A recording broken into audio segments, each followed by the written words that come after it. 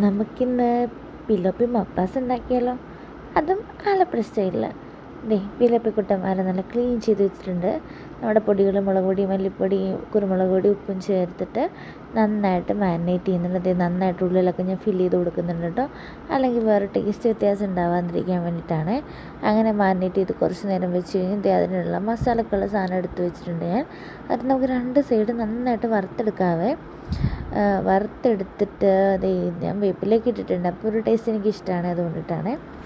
നന്നായിട്ട് വറുത്ത് എടുത്തിട്ട് മാറ്റി വയ്ക്കുക. ഞാൻ 4 എണ്ണം മപ്പാസ് ഉണ്ടാക്കുന്നുണ്ട്, നമ്മൾ 4 പേരുണ്ട്, അതുകൊണ്ടിട്ടാണ്.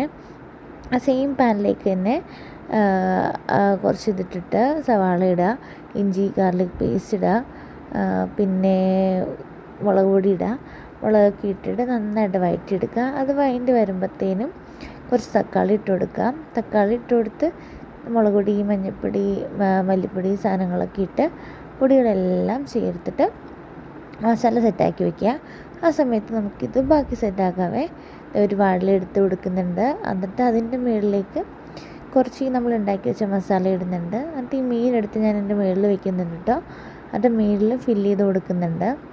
എന്നിട്ട് അതൊന്ന് സെറ്റായി വരുമ്പോഴത്തേനും 2ാം പാലാണ് ഞാൻ ഒഴിച്ച് കൊടുക്കുന്നത്. 2ാം പാൽ ഒഴിച്ചൊന്ന് തിളച്ച് കുറുകി വരുമ്പോഴത്തേനും നല്ലൊരു സ്മെല്ല് വരും. ആ സ്മെല്ല് മാത്രം മതി, ഒരു പറ ചോറ് തന്നെ. അത് കഴിയുമ്പോൾ 2ാം പാൽ ഇട്ട് കൊടുക്കുന്നുണ്ട്. കുട്ടപ്പന്മാരൊക്കെ അതിൽ കിടന്ന് തിളക്കുവാണ്. ഞാൻ രണ്ടാമത് അടുത്ത 2 കൂടി എടുത്ത് വറുത്ത് വയ്ക്കുന്നുണ്ട്. ഇത് ഈസി റെസിപ്പിയാണ്. ഇത് എത്ര ചോറ് വയ്ക്കാത്ത പിള്ളേർക്കായാലും ഇത് കൊടുത്ത് കഴിഞ്ഞാൽ നന്നായിട്ട് കഴിക്കും. മസ്റ്റ് ട്രൈ ആണ്. ഉണ്ടോ പാലിലൊക്കെ കിടന്ന് നല്ല പീസൊക്കെ നല്ല സെറ്റപ്പായിട്ടുണ്ട്. ദൈവൻ്റെ വായിൽ വെള്ളം വരുന്നുണ്ട്. നിങ്ങളെല്ലാവരും ട്രൈ ചെയ്ത് നോക്കണം കേട്ടോ. അപ്പോൾ മസ്റ്റ് ട്രൈ ഐറ്റമാണ്. അപ്പം വേറൊരു വീഡിയോ ആയിട്ട് കാണാം. ബൈ.